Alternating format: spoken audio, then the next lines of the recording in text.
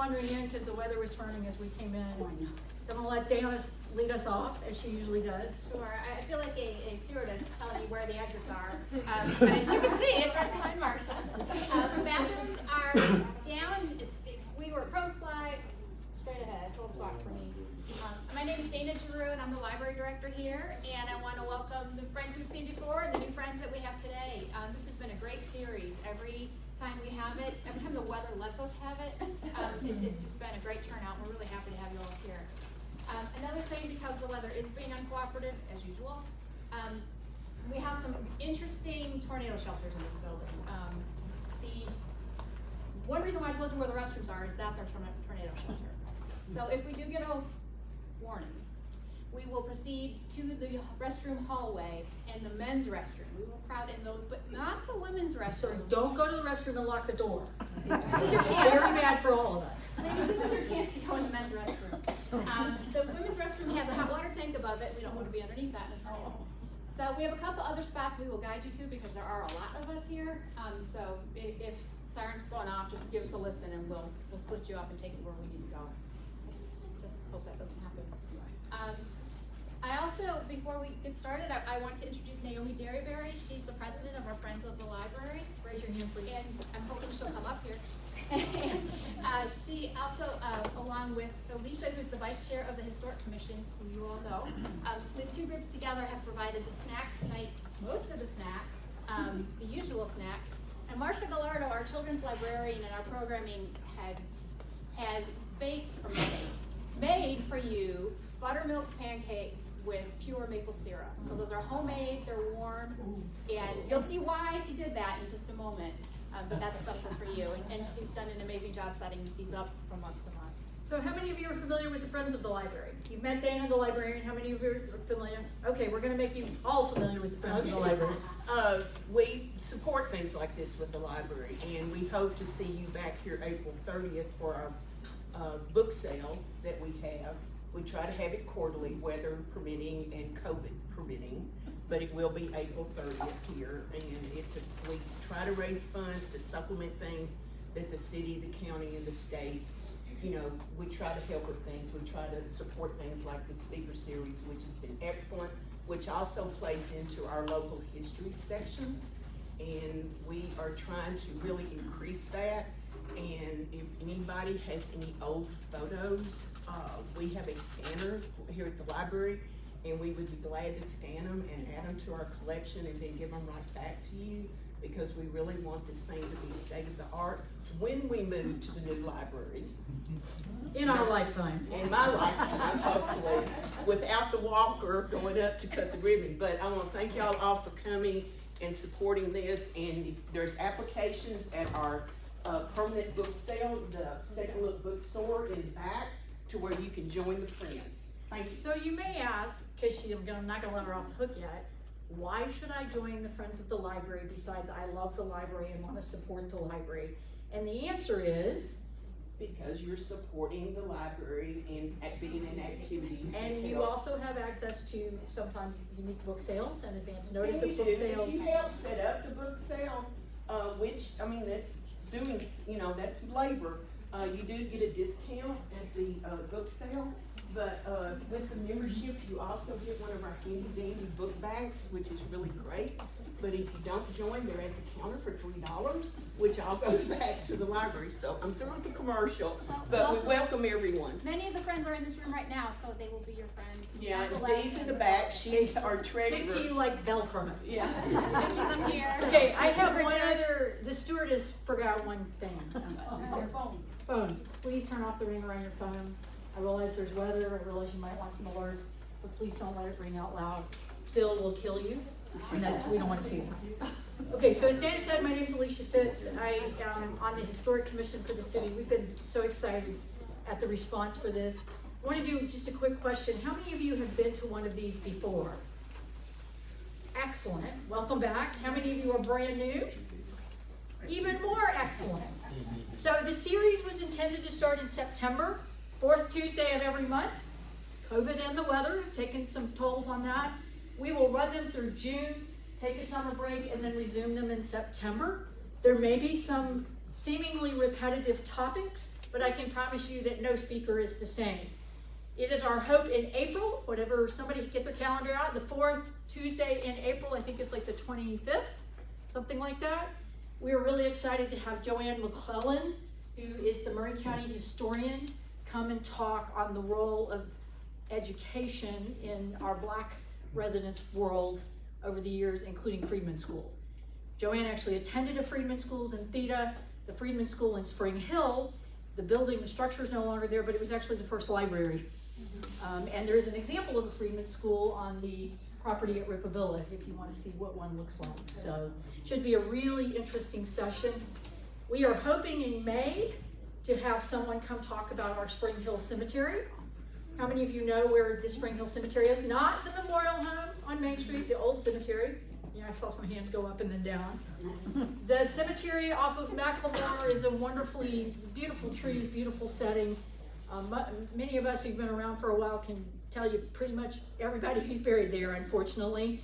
But we also have 5 mayors that were buried there. William McKissick of the Brick McKissick House is buried there. There's a lot of history there. So we're hoping to have a young guy named Mike Hoover, who has done tremendous research on the cemetery and as he calls it, the biographies of the residents. If you're not following them on Facebook, please follow the Spring Hill Cemetery page. Hoping to have him come talk in conjunction with a guy named Graham Perry, who is at the State Historic Session, Tennessee Historic Commission, and he is specifically focused on identifying and tracking and helping us take care of cemeteries. So some of you are in subdivisions, and you know there's a cemetery, or you suspect there's a couple of graves. I want him to walk us through what legally can we do as just little old you and me to protect those places. So that should be May. The last Tuesday in June, the goal, weather permitting, is to put together a walking tour of Old Town. I'm not quite sure the mechanics, but we'll let everybody know. And the goal would be basically to have you see the physical spaces that we've been talking about over the last 6 months, so that there's some context. Keep your fingers crossed for the weather and such.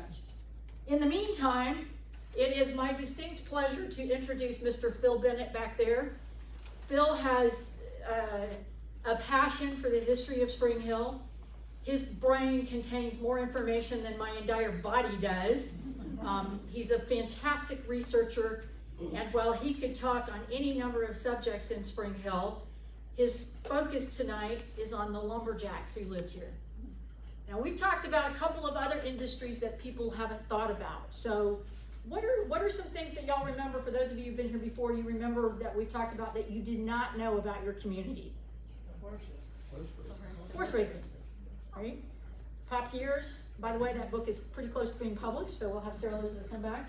What other things, maybe Tom talked about it in the first session, what other facts did you find out that you didn't really realize? Well, Sarah Elizabeth will be thrilled to know that the one thing you remember is horse racing.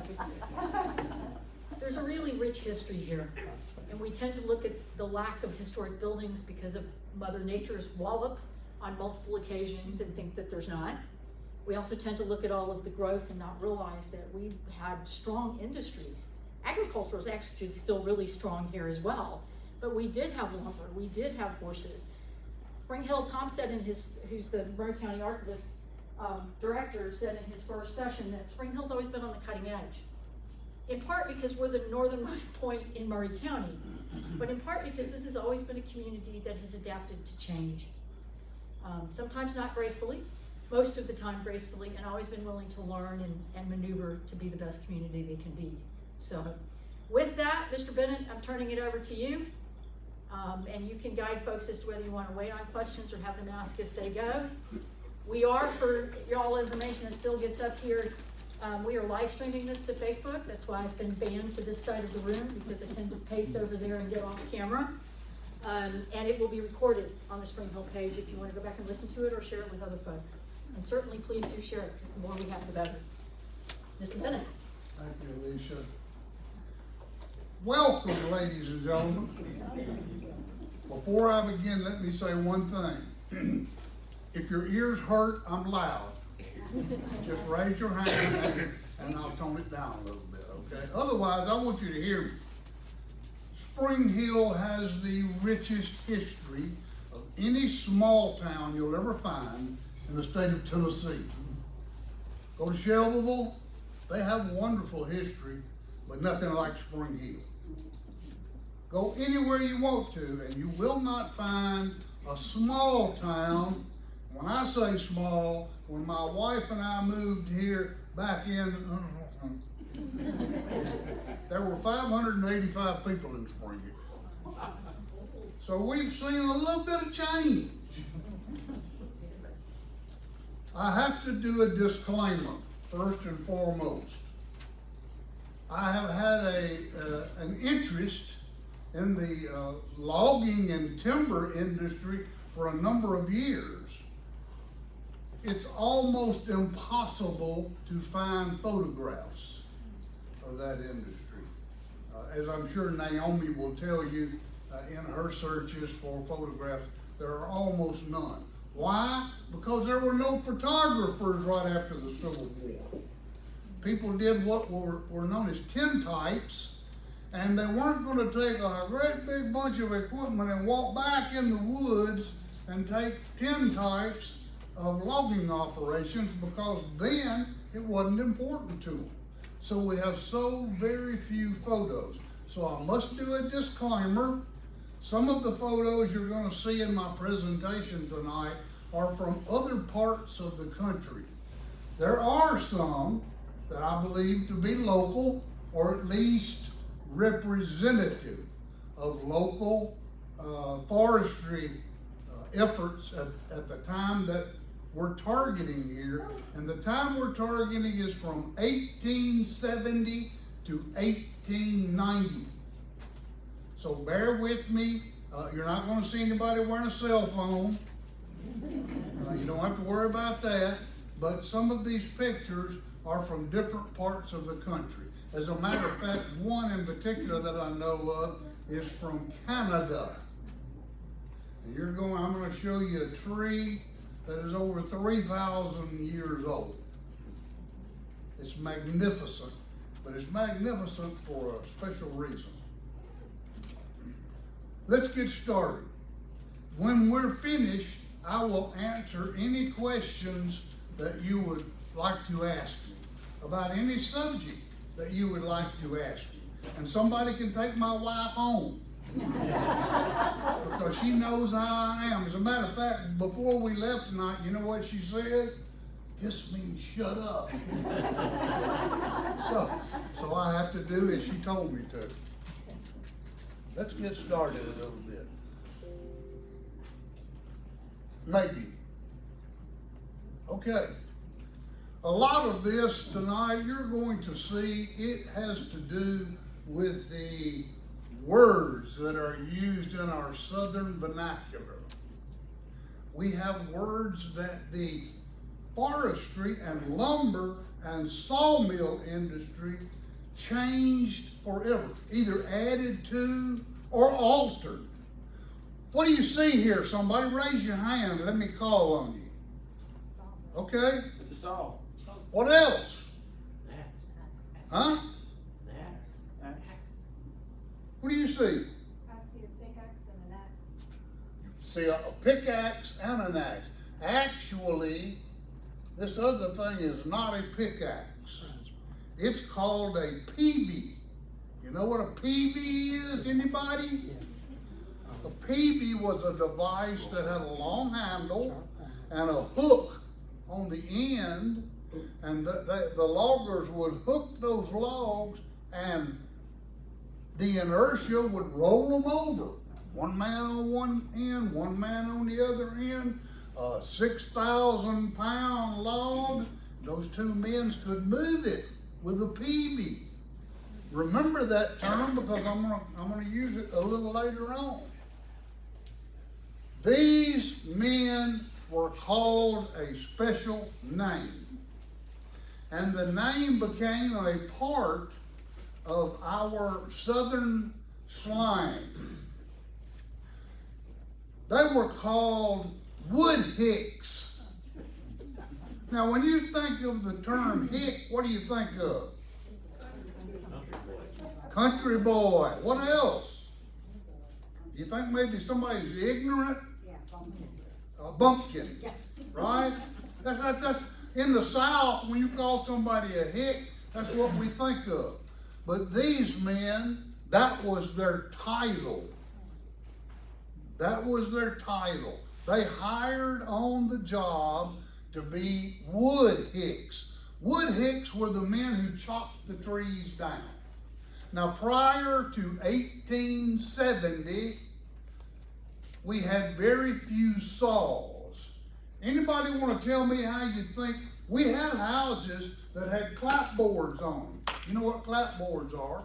Just boards that are lapped over each other. How did they get them? Anybody have any idea? Yes, sir. You'd chop a wedge on one side of the tree, drive some wedges into it, chop on a wedge-shaped thing on the other side to direct its fall, send it down, and then you'd get it to a field sawmill. We have a champion. Oh, That's exactly right. They used wedges and hammers, and they knocked off. You know what the problem with that was? Sometimes they got a 1-inch board, and sometimes they got an 1.5-inch board, and sometimes they got a 2-inch board because it was very imperfect. And so it was not like today where you go to Home Depot and say, oh, give me a 1-inch plank, 8 feet long, and you got a 1-inch plank? Well, you don't get a 1-inch plank, you get less than that. Yeah, they cut you back a little bit so they can make more profit. But that's the way they used to do it, and it was very time consuming and very hard. But we didn't have saws. In 1870, the cross-cut saw was, the first one was made. It was invented. Look at the cross-cut saw. You see the teeth? The teeth are a little over 1 inch long. Most people think that a cross-cut saw, you have a man on either end. See the handles on either end? Let me tell you what, if you think that you pushed and pulled, you would be wrong, because it only cuts on the pull. If you push, young lady, if you and I are pushing this saw, or we're sawing with a cross-cut saw, and you push it, I'm probably going to talk really ugly to you, because that saw is going to bow up and throw me on the ground, because I can't pull it. And so the one person would pull and it would cut, and then they would turn it, not turn it loose, but just hold on to it, and the other person would pull it back the other way. It cut on the pull, but you never push, because if you did, it would bind in the wood and it wouldn't cut. And so you had to be specially trained. Let me tell you, these guys got rich. They made anywhere from 50 to 60 cents a day. They got rich. You know why? They made more money than some of the other men did, because they had to have some skills. Just pulling and not pushing. So they had skills. All of the loggers or lumberjacks were not called the same thing in all different parts of the country. Now in the South, they were wood hicks. In Canada, they were called shanty boys. Why do you suppose? Why do you suppose they were called shanty boys? They lived in shanties. They lived in run-down old log houses out in the woods that leaked, and they stayed wet all the time. So they were called shanty boys.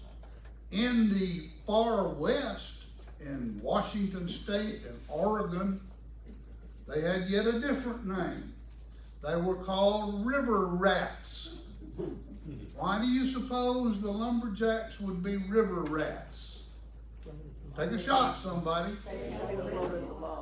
They used the river to transport their logs. They had streams and rivers and lakes, and so they used them to transport their logs. You'll see pictures even today of the men who get on them and make them roll backwards, and wow, what a skill. I'd kill myself. But it was, they were different. They did different. We didn't have rivers and streams and creeks to that magnitude. We just didn't have them. And so we couldn't use them.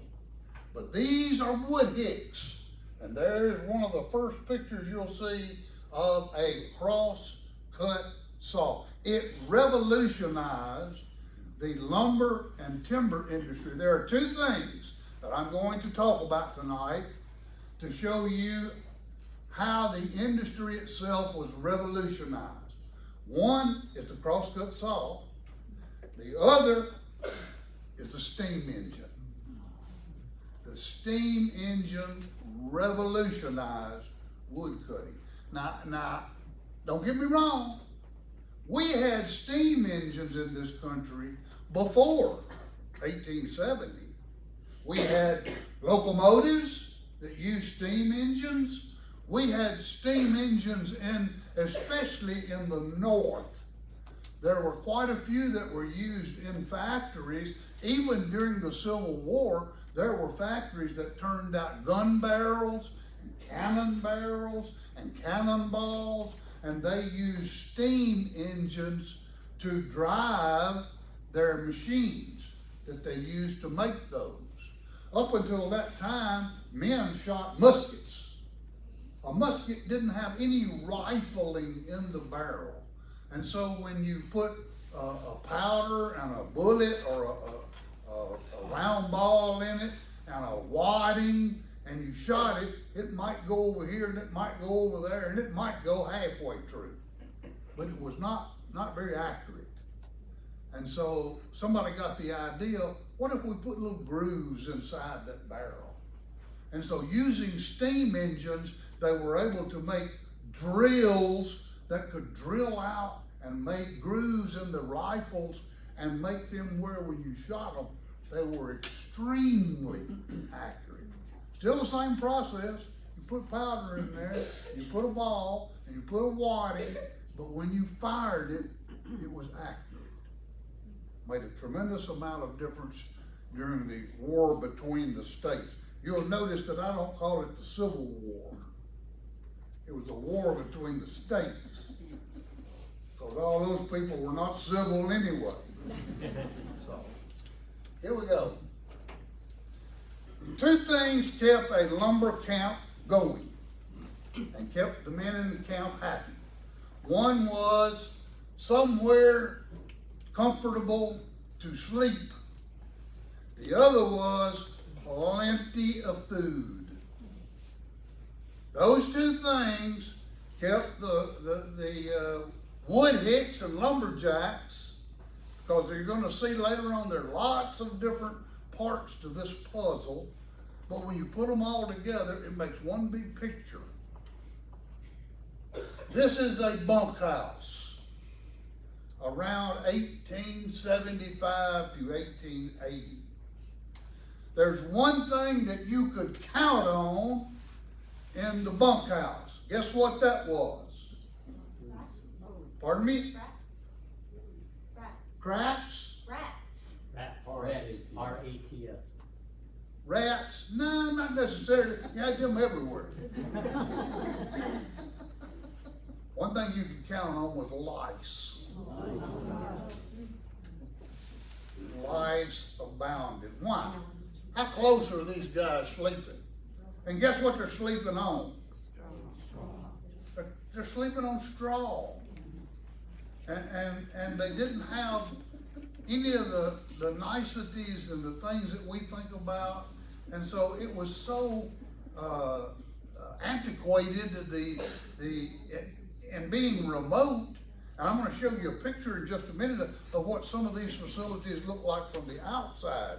And you're going to be amazed. But this is a bunkhouse where the men would sleep at night. Here's another shot of one. Bunkhouse where the men slept. I'm sorry? Oh, a dog, yeah. They tasted well. No, I'm teasing. Like everybody, they love dogs. Okay, see this log right here? This log was 124 feet long and was 10 foot across the diameter. It had 7,000 board feet of lumber in that one log. It was estimated to be between 1,600 and 2,000 years old. It was almost impossible for them to tell exactly how old it was. And here are the men who cut it down. Folks, our country was young. There'd never been a logging industry. The Indians couldn't cut them down. I mean, not with their little hatchets anyway. So there had never been any trees that had been cut. The country was new. The country was growing. In a little bit, I'm going to tell you about how we would cut the trees in this area and put them on a train. And by the way, I talked earlier that steam engines had been built, and there were trains that had already been put into use, as well as some other things that had been done with steam engines. But there were also other things that produced what we'll call power, and that was the water that we talked about, especially out west in Washington and Oregon. People learned quickly that you could make a water wheel, and that water wheel would turn, and in turning it, you could put a belt on it and turn and operate a piece of machinery. So they used a lot of water power to the west. We did not have that kind of water flow here. Oh, if the duct was flooded, you might see it, but under normal circumstances, it doesn't have that kind of downward slope. They had mountainous areas, and the water had a great deal of pressure that went downhill. So that's why they had that. But we didn't have it around here. So when the steam engines came in, we were behind a lot of the other parts of the country where steam engines were prevalent. Big trees, big men, big timber. This is an early log cutting and survey crew. Notice, right here you have a survey machine. There were a tremendous amount of, and we still have then a Homestead Act. And you could come to the state of Tennessee and you could get 40 acres free. Government give it to you. Now you had to prove it up. That meant you had to build a cabin on it. You had to plant a crop of something. It could be turnips, if you like turnips. But it had to be something that you could prove that you grew, and that you had a house, and that you actually lived there for 6 months out of the year. If you could do that, then the government would give you that 40 acres. And so we had, but they had to be surveyed. These were gridded off and surveyed off so the government could say, okay, you go stake your claim to what area that you want, and then we'll come out and check it and see if you built a cabin on it, or a place to live on it, a permanent structure, and that you have a crop, and so on and so forth, met all the requirements. So this is why surveying was important.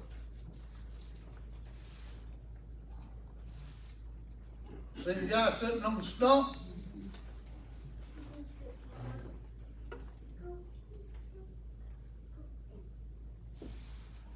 I want you to notice one thing as I go through these slides.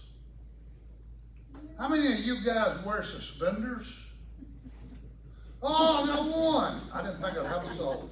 I wear them too. You got them on. Hey, that's great. If you'll notice these pictures, everybody wears suspenders. Everybody wears suspenders.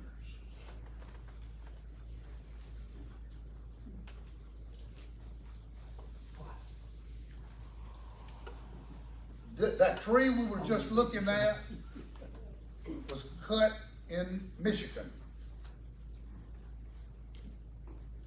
Notice here, you see a load of logs, and you see what here? Guess what? They're branded. They're actually branded with a branding iron. They could change the numbers, and they were very, they wasn't real accurate or didn't care how nice it looked. Why would they brand the end of the logs? Anybody have an idea? Lay claim on them. I'm sorry? To lay claim on them. To lay claim on them. That's right in a manner of speaking, yes.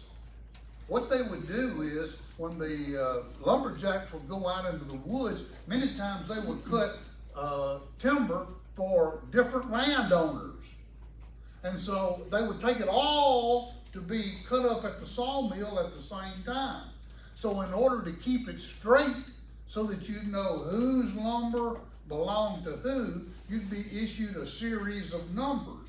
And any logs within that series of numbers that were sold to the sawmill, you got the profit off of. And so they didn't put it on there with paint or scratches or any other. They branded it. Why? So nobody like changed it? That's right, nobody could steal your logs. If you just put it on there with paint, somebody come over and paint over it, change a number, and if you had a 1, they'd make it a 7, that might benefit them. So that kept from having log rustlers. And that's what they were called, log rustlers. They would steal your logs. How do they get the log on top? Pardon me? How do you load those logs on top? Okay, I'm gonna tell you about that. They would load all these, whoops, that's not the one I want. They would load all these other logs on.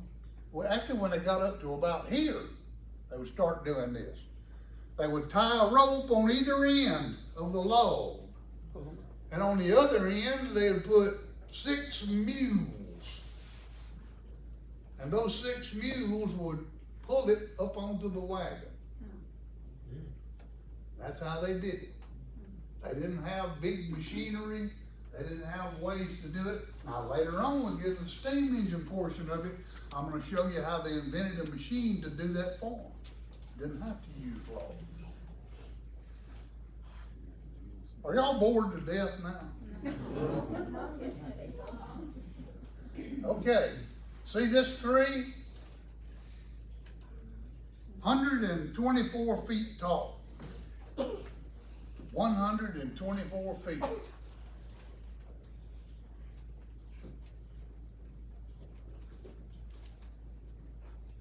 Now, I want to point something out here for you.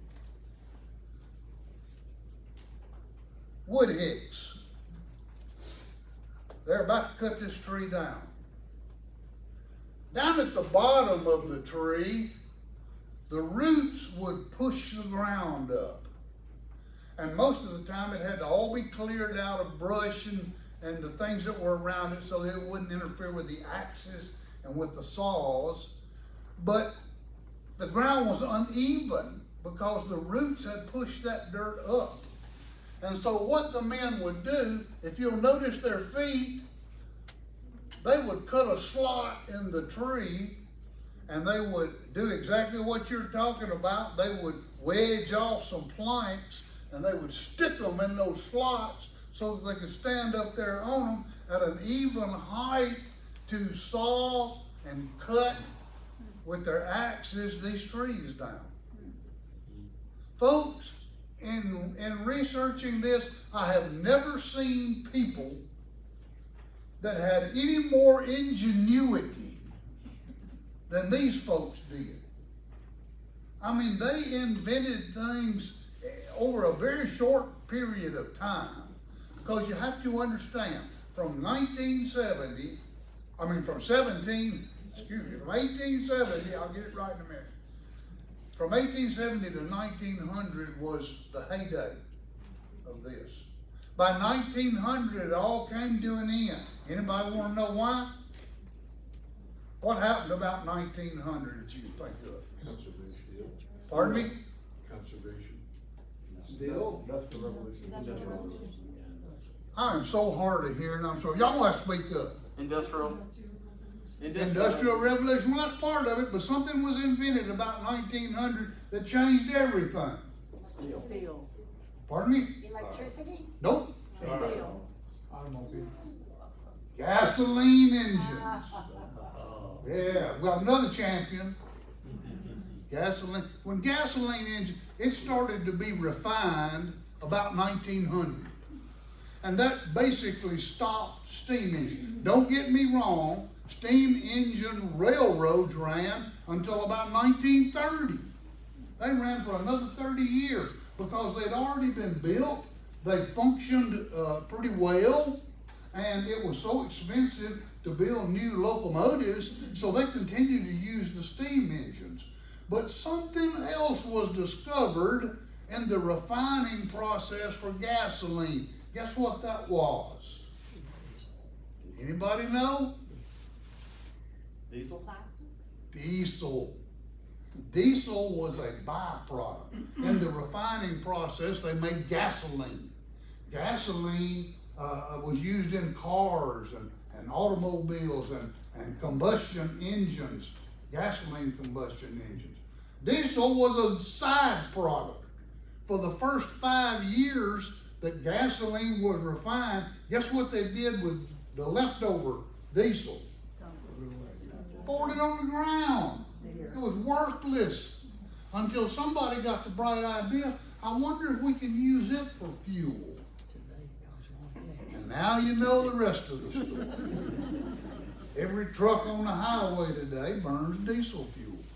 My brother-in-law, who had a diesel truck, bless his heart, he's since passed away, but every time he would go by a gas station and it would say gasoline $2, diesel $3, see how long ago that was, he would fuss. It's just an old byproduct. Used to throw it away. Now I'm paying $1 a gallon more for it than you do for gas. The way it was. Wood hicks.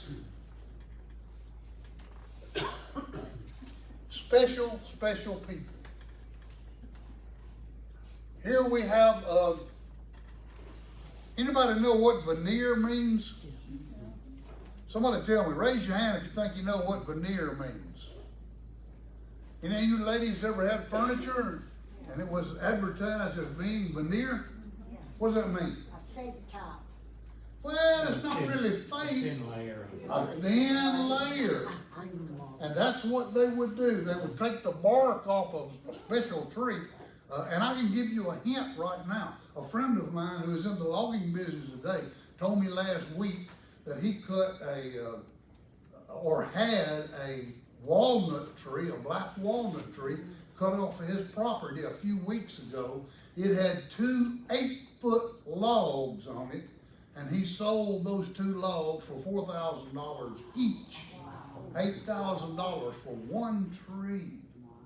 But they were going to veneer that walnut, and then they'll build furniture out of pine, which is not expensive for some people, and then they put that walnut on there to give it that walnut finish and make it look like you're buying walnut or cherry furniture or some other kind of furniture instead of the cheap pine furniture. So veneer was very important, and that's what they're doing here. They're stripping the bark off so this log can be sold as a veneer log. And they actually had rollers that were very much like the shavers. You wouldn't know about that. But the razors that you use, you know, they were very much like that. They had thin razors and roll on big rollers, and they would just roll it right over those logs, and it would just take that thin layer off that they could add to that furniture. I think that's rather interesting. All right, here comes to a part that I'm particularly interested in. What do you see here? What do you see here? Somebody tell me. Horses. Yes, ma'am. Like horses pulling the wood. That's right. Horses pulling the wood. We didn't use horses around here to pull wood. Anybody know why? Mules pull harder, eat less, and are easier to maintain. You are exactly right. Wow, you should be up here giving this. But there's another story to that. We had an unusual man in our community. For those of you, especially those of you new to Spring Hill, who have not been to the Ripavilla Plantation, please let me encourage you to go. It is a once in a lifetime visit to see something very special. The man who owned it, and Diane, I won't do it, honey. I won't talk about him. But the man who owned it, I could stand up here and talk about him for 3 hours. Amen. Because he is an amazing, amazing person. He was a major in the Confederate Army during the war between the states. The reason he was a major was because he outfitted an entire company of, what's the matter? Oh, I thought you were giving me cut off already. Woo, getting close. He paid for all the uniforms and guns and all the things they had, and so they made him a major in the Confederate Army. He was captured and taken to a prison camp in Boston. While he was in Boston, he saw steam-powered streetcars. And he also came back here. He basically purchased his freedom because he was a wealthy man. His family was wealthy. He came back here and joined up with Nathan Bedford Forrest, who sent him to Memphis to buy horses for the Confederate Army, for the cavalry soldiers, and he got captured again. That's a whole nother story. I won't get into that. Okay? He got released because he had a Mason ring. That's the they were going to hang him. And the general was going to hang him. He said, "Are you a Mason?" He said, "Yeah." He said, "I'm going to turn you loose. Because you're a Mason and you're important." And so, here's the thing. Nathaniel Chairs came back to Spring Hill, and he had some innovative ideas. The first thing he saw was, he had seen this with the cavalry pulling cannons. Mules pulled harder than horses, ate less, took less care to take care of them. And so and for those of you who don't know, I'm not a horse breeder, and I don't want to get into that very much. But Diane, don't duck your head, I know. But in order to get a mule, you have to breed a donkey and a horse. That's the only way you can get a mule. They're a hybrid. And two mules can't breed and produce another mule. That ain't the way it works. Mother Nature's strange in that way. But that's not the way that it works. So he said, guess what I'm going to do? I'm going to start breeding and selling mules. Anybody know what Columbia's called by any chance? Guess where that came from? Good old Spring Hill. Nathaniel Chairs was a man way advanced in his thought processes for the time. He lived to be 95, and he died in 1906. If I'm correct, Alicia, you may correct me on that. I don't know, but I think that's about right.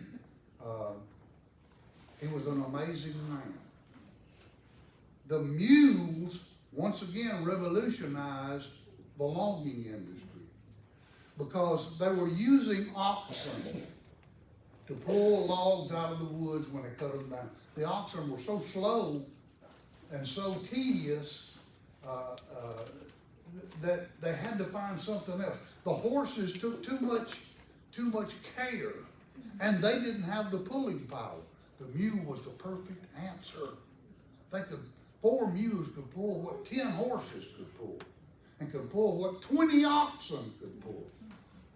So the idea was breed mules, use mules. They revolutionized this. And some of these later pictures we're going to see, they're using mules.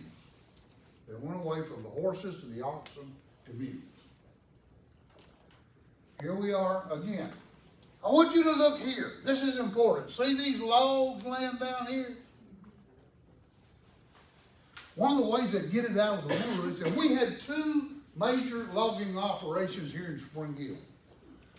Both of them, one was on one side of what we know as Sugar Ridge Road.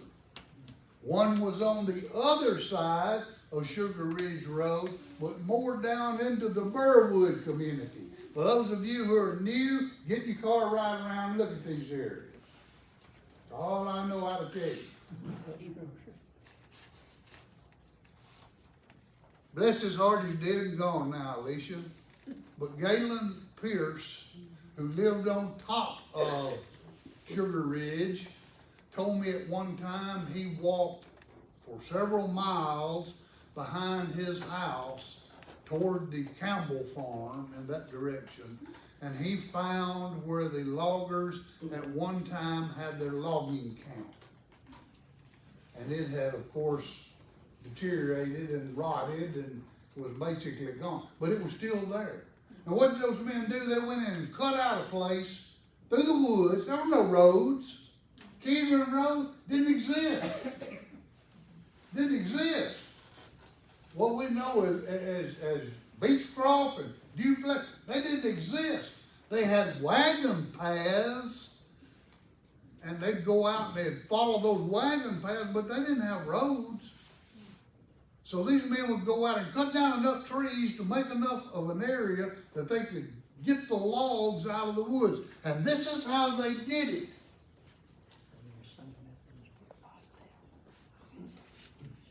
They would put these logs down about every 6 feet.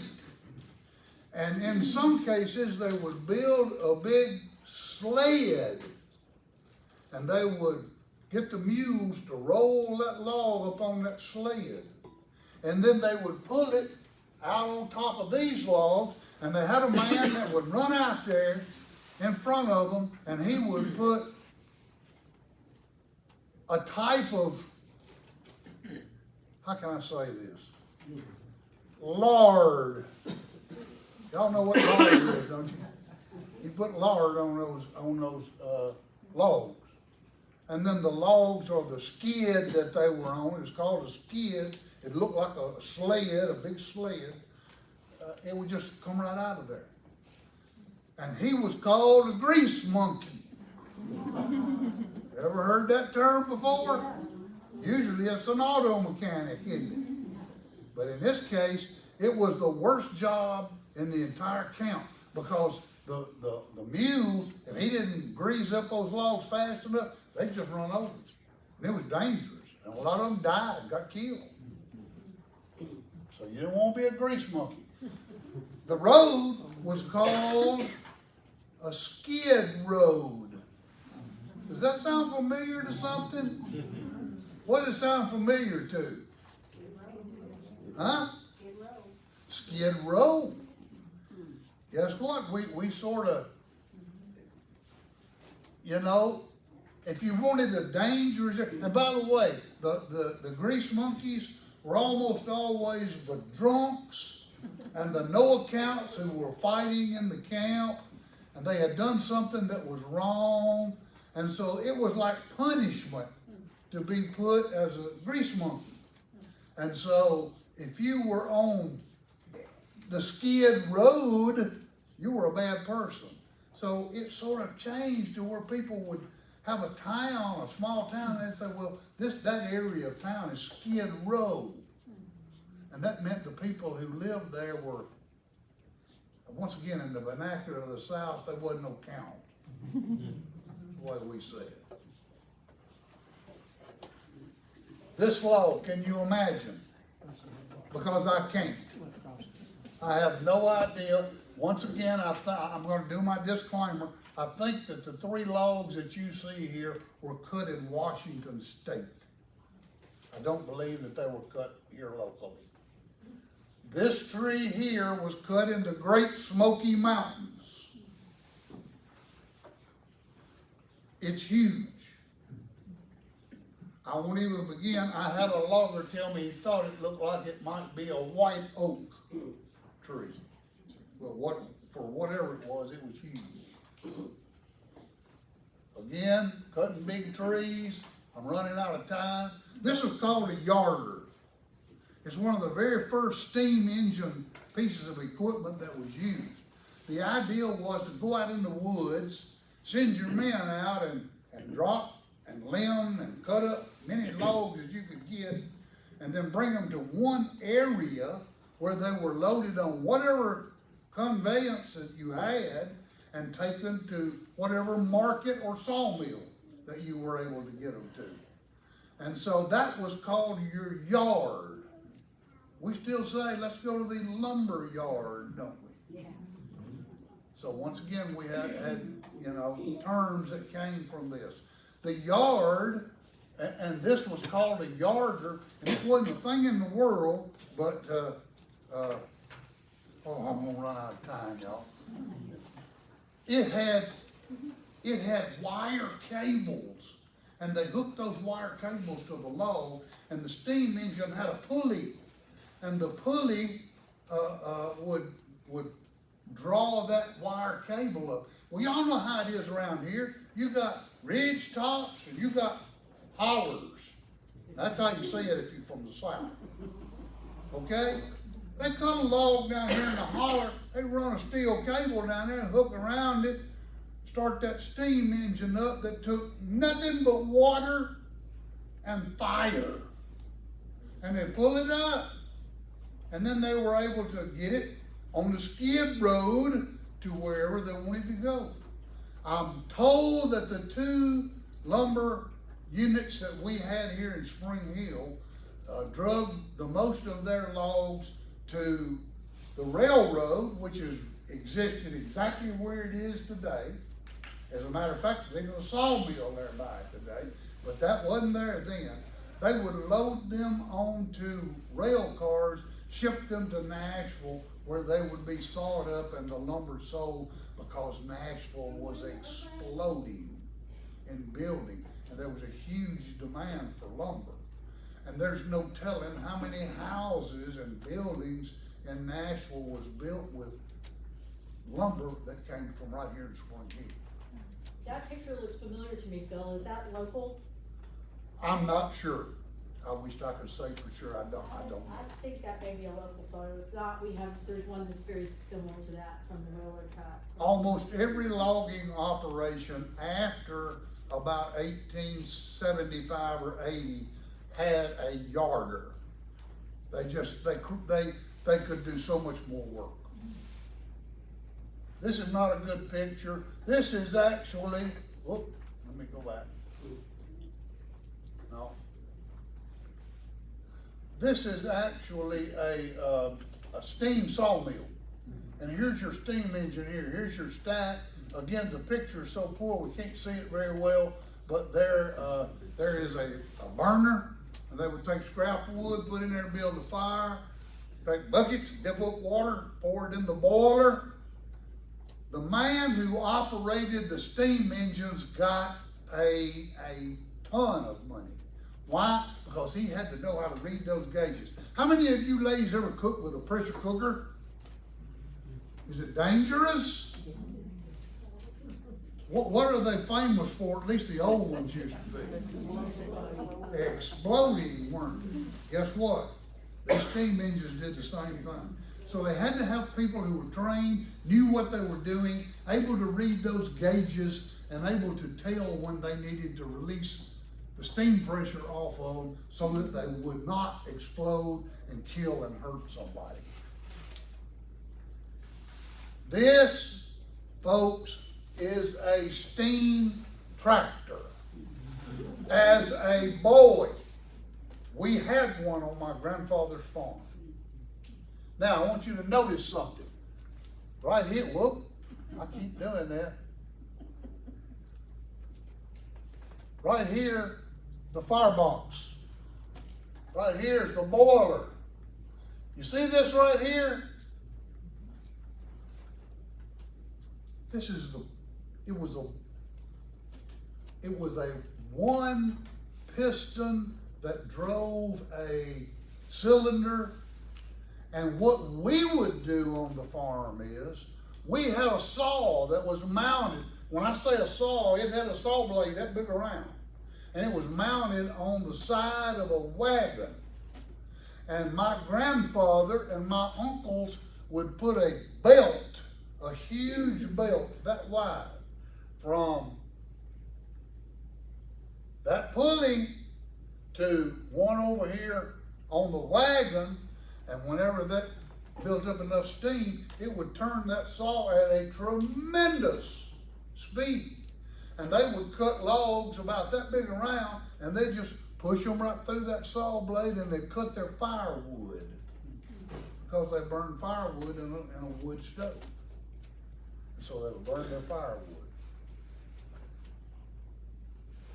One thing I'm going to point out to you later on, the belts that were used on these pulleys were made from buffalo hide. There was no synthetic materials at that time. And so they had to find something. They tried deer skin, too thin. They tried cotton cloth, wasn't strong enough.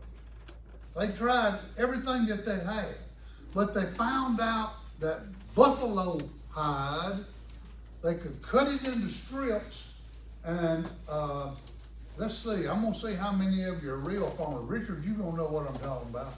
How many of you know what a hog ring is? What is it, Alicia? Not answering. Huh? I'm off the hook in these things. Somebody else take it again, hog ring. What is it, Richard? It's a ring you put in a hog's nose to keep him from rooting. That's exactly right. A metal ring, you put it in his nose, keep him from rooting the ground, tearing it up. Well, guess what? They'd take these strips of buffalo hide, lay them end to end, and take those metal hog rings in a little thing like a pair of pliers, and they'd piece it together. Actually, they still use that process on a lot of belting today in your industrial complexes. Seat covers too. I'm sorry? Automotive seat covers. Automotive seat covers, how about that? They're called staples in the surgery center. Well, yeah, but we don't want to get fancy. We want to use a southern one. So, most people think that the West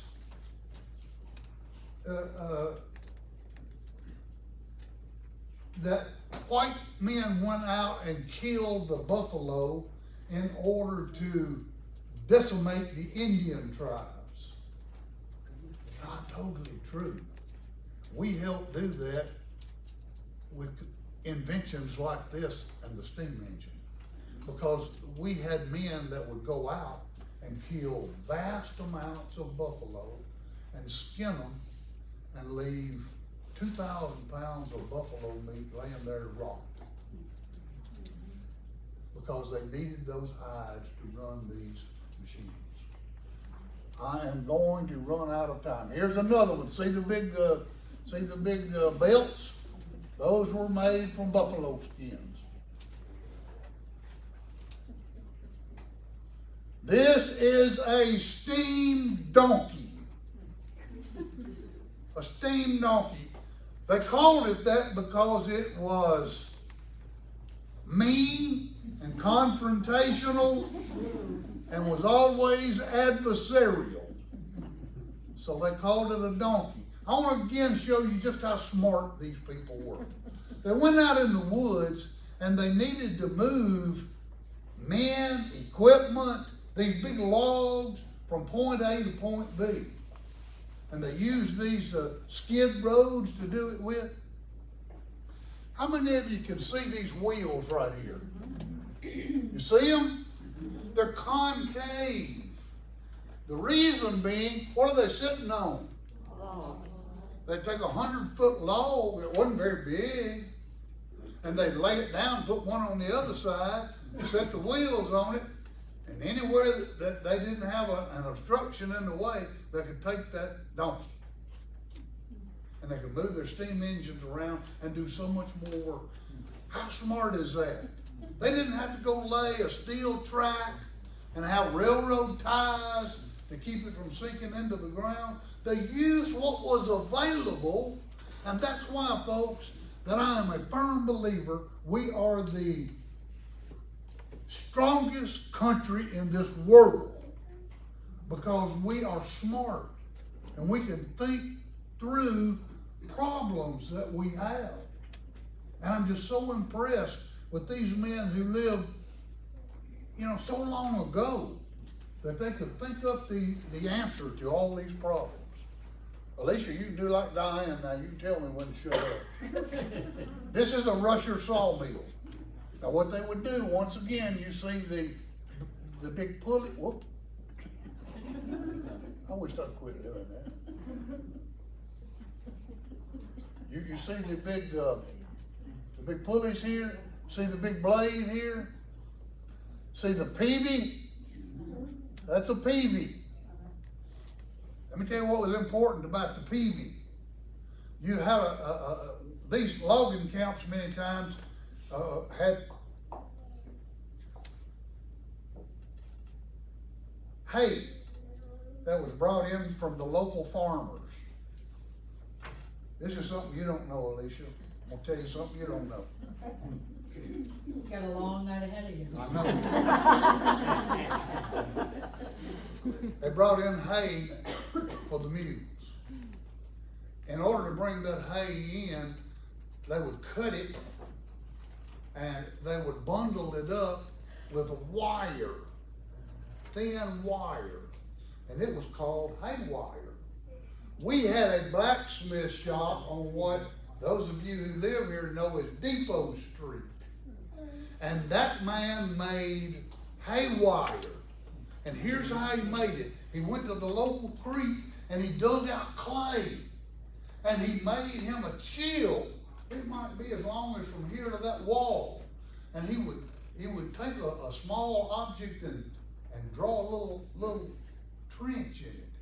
And then he would melt steel and pour it in there, and a very thin wire would form. And then he would take it out, and that's what the farmers used to wire their big bundles of hay up with to take it to the logging camps. Now here's the key to it. Hay wire, these camps that the lumberjacks used were called axe and hay wire camps. An axe and a hay wire camp meant that everything in it was broke. If you had a wood stove, a metal wood stove, which they all didn't have, but if you did, the door fell off of it, you took hay wire and fixed it back up. If they needed a clothesline, they put two pieces of hay wire together and strung it across the bunkhouse, and you took off your breeches and your socks and you hung them up on the hay wire to dry at night. If your peavy handle broke, you took hay wire and wrapped around it and fixed it. So if you had a lumberjack who said, "Oh, I work at a hay wire and axe camp," that meant, boy, you got some rough living. Because everything was broken and fixed with hay wire. Yes, sir. So it sounds like hay wire was the first generation of duct tape. You might say that, yes, I would agree with it wholeheartedly. I would agree with that. Well, some of us still have a lot of implements that are haywired together, so. We called it baling wire. I mean, it's the same stuff, yeah. See those, the pulleys for the belts? Yes. My first job was in a company to modernize to get away from those. And what's interesting is now you use a lot of V-belts, but back there you use flat belts. Yes. And you had to put a crown in the pulley. And the belts would run uphill to stay centered. You'll notice on most of these, see all those handles and levers? That was used to put tension on that belt, because the belt had to be tensioned just perfectly or it would slip, and then the saw wouldn't turn. And so it had to be done just perfectly to get everything to run smoothly.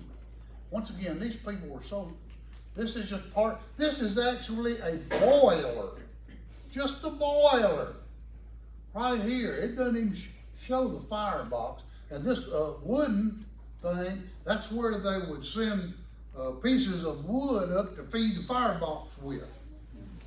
So, again, they did everything very, very smartly. Again, here's an example of the belts that were used that were made out of buffalo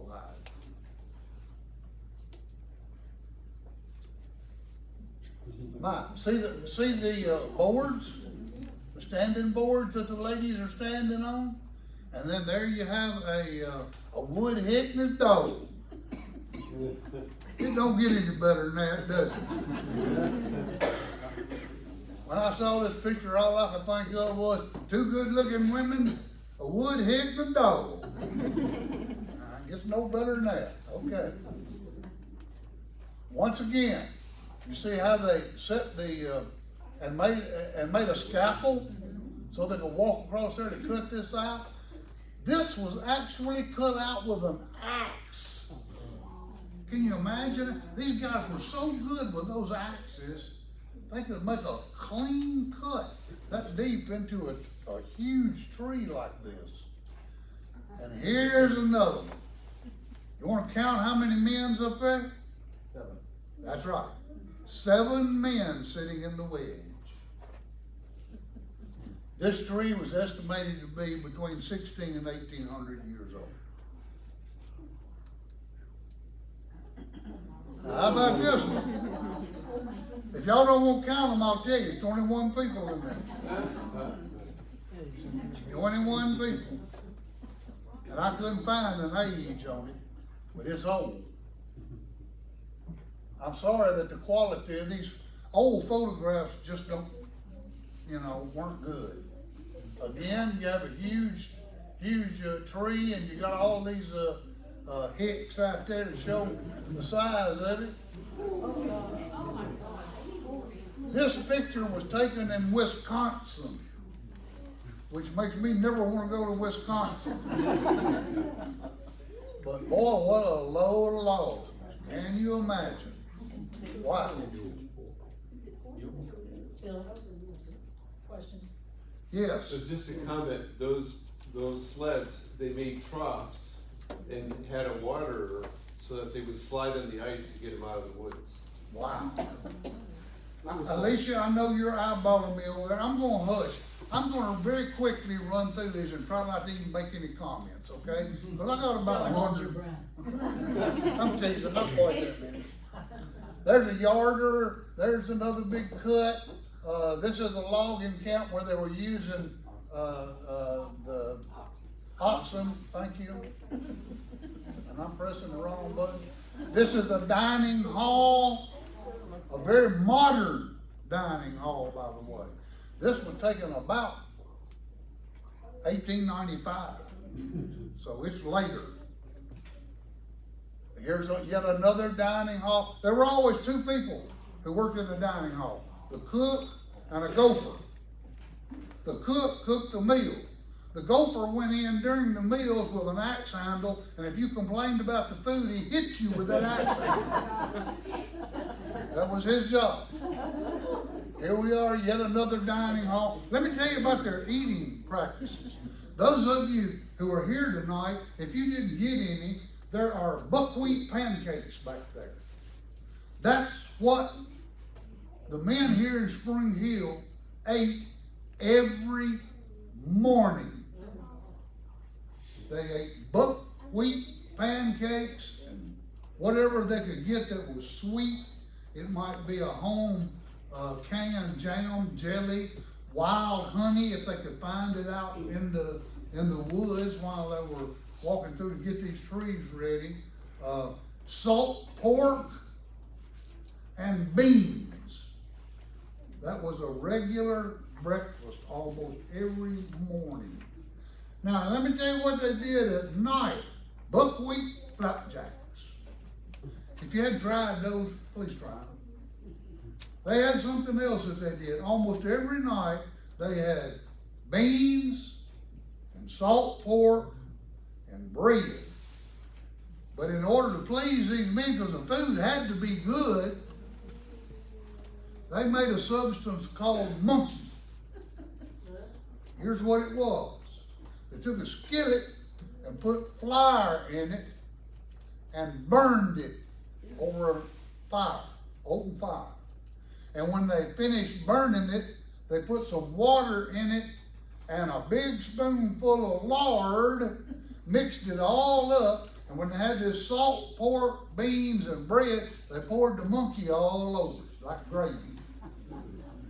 Yeah. That's what I say. Okay. Alicia, Yes, sir.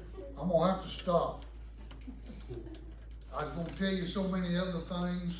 How many of you ever heard the term bull of the woods? What is it? Chewing tobacco. Chewing tobacco. Guess where that came from?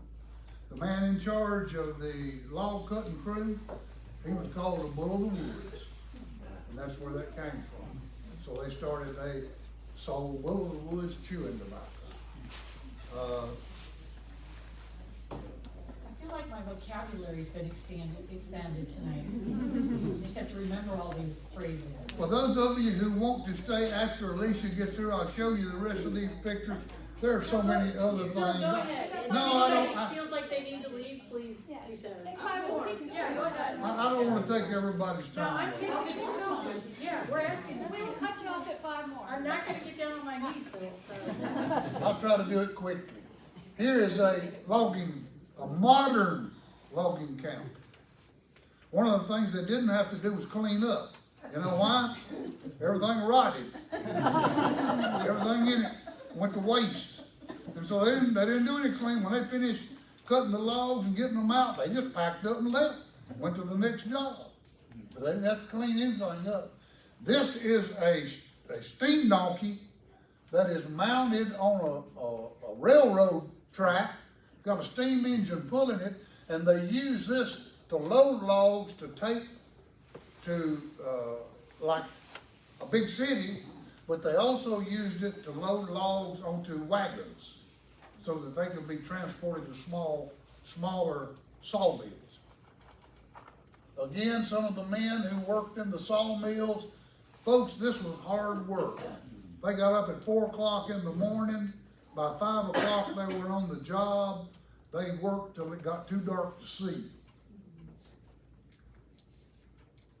Notice the saw blades. I told you earlier, the one my granddaddy had was about this size.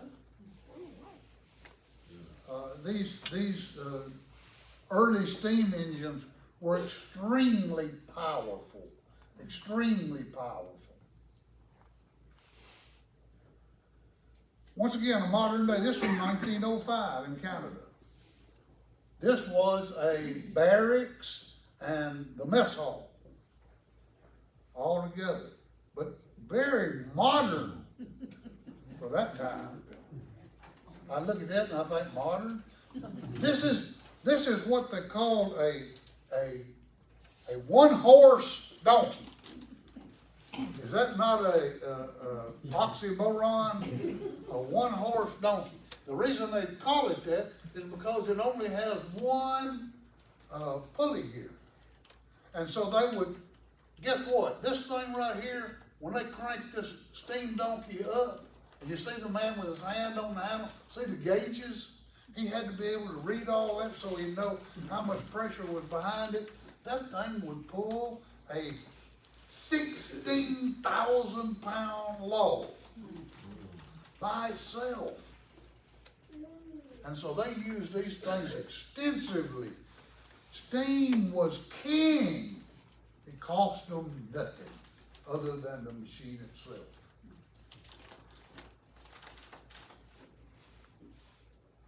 Again, this is where they loaded and unloaded on a railroad track. They used these big, and look at the size of the boiler there. See the boiler? And then in here you have the engine itself, and then you got all these cables that they're hooking stuff to, pick it up and load it up on train cars or wherever. Another ancient steam donkey with the big boiler. Again, you can't see it very well. This is a sawmill that was set up on a farm. And the local sawmill would take they would take rejects, where the other sawmills would get a log and didn't want it because it had imperfection, these sawmills that these farmers had would take it and make it into logs that they could build barns with. Guess what? Once again, when I was a boy, my grandfather built these 10-rail-high tobacco barns. And he built them out of that imperfect lumber from these farm sawmills, because that was the cheapest way to do it. And to this day, most of them are still standing. It's just a marvel. A locomotive, this was a train, steam train, same concept. Burner, water, built steam, and I'm gonna hush, Dana. I got to. All right, I think I finally got through. Listen, thank y'all so much for allowing me to be here. Anybody got any questions? I'll answer any question that you might have, and for those of you who need to leave, just feel free. My question has to do with these semi-portable sawmills that you could take out and reassemble and put practically in the camp or nearby. Did the coming of these things actually mean that you could actually create planks right there on the site and not have to move those huge logs all the way? For the most part, it took more. They could only saw in one direction. And so they could saw the planks, whether you wanted 2-inch boards or 1-inch boards, but then they had to be turned over, and it was very time consuming. Again, if you wanted it 12 inches wide or 16 inches wide or however wide that you might want that plank, you had to trim the full length of that board, turn it over. Now, here's what they did do later on. And not too long after that, they put band saws on them rather than circular saws. Well, that revolutionized the sawmill industry even more. And they did another thing. When these old machines that you see up here in these pictures, when they had a log, they pushed the log into the blade of the saw. Okay? Men get behind it with push poles and push that log into the saw blade. They learned that instead of doing that, let's put the saw on a track and we'll run it along and it'll saw right through the piece of wood and we don't have to move it. It was less labor intensive. They cut logs off, just move it over a little bit, cut another, plank off and keep on until they had it all sawed up. They just kept inventing and being more inventive with their ideas, and it just blows me away. Another question. Yes, ma'am. Where is that Sugar Ridge? I was just about to tell you that, because I happen to live on Sugar Ridge. Oh, So if you go out Depot Street, Depot. if you are in Old Spring Hill, what I call Old Spring Hill, where Sherwood Williams is. Oh, yeah. and Churches, you go out Depot Street, it runs west. Yes. Keep following Depot Street at the stop sign. Go as straight as you can, cross the railroad tracks. When it crosses the railroad tracks, where the lumber yard used to be, it becomes Sugar Ridge. So Sugar Ridge, I also heard this, and my neighbor out on Sugar Ridge may not have heard this. I heard some folks from Thompson Station tell me that Sugar Ridge was also called Sapling Road, S-A-P-L-I-N-G. You can't, if you drive Sugar Ridge, you'll see the woods. You can't see the camps or the tracks or any of the beautiful pictures. But I'm going to send you all on a bit of a treasure hunt as well. There is in this library, I'm hoping that I'm right, I know there's a book called Everybody Has a Story. It's a collection of essays from people who were born and raised. It's out print. We're working on getting it into print, but it's got some old photographs. And in that book, there is a picture of that mechanism at the lumber yard. A yarder of them loading one. There is also a picture of that same log, which is massive, of it on a wagon on Main Street in Spring Hill as they brought it into town. So that is Sugar Ridge. I can't thank Phil enough. I was pacing not because I have a bad back. It had nothing to do with Phil, but don't tell him that. I know everybody learned something tonight? Yeah. I hope so. Okay. Phil, how old is the barn? Is it also the crossings? Did you say how old was I? No, we won't get into that.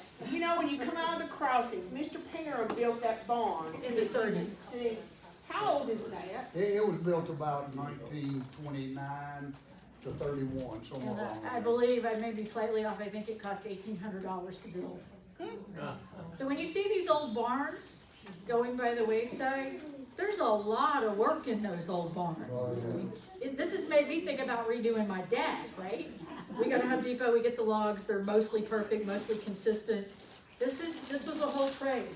Phil also mentioned Mule. Mule Day is coming up. If you haven't been to Mule Day in Columbia, I would encourage you to go at least once. It's sort of like the Grand Ole Opry. You gotta do it at least once.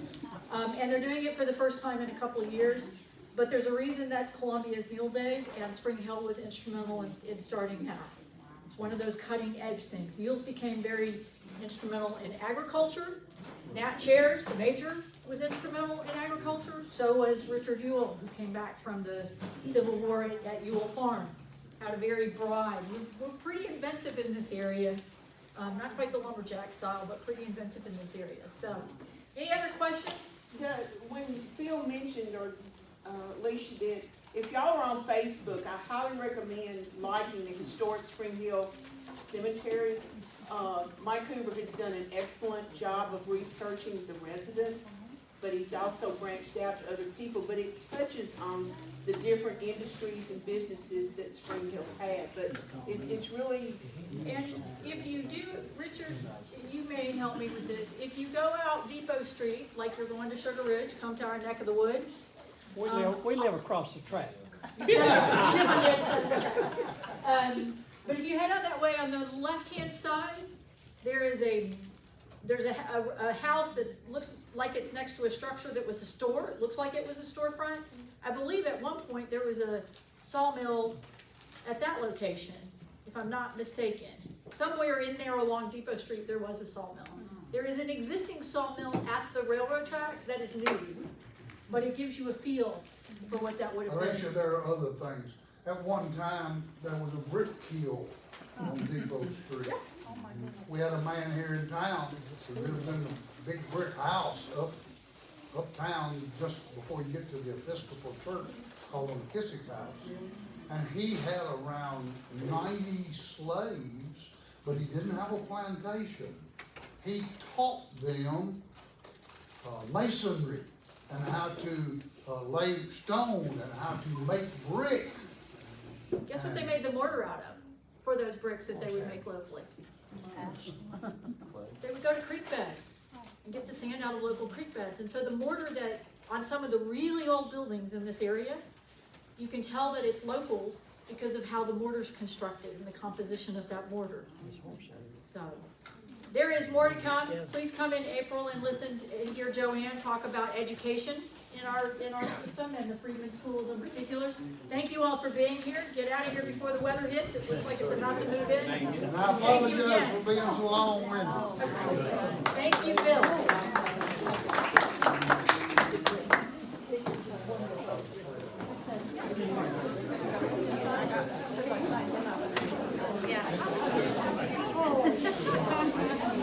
They didn't even ask me. I didn't have to act like they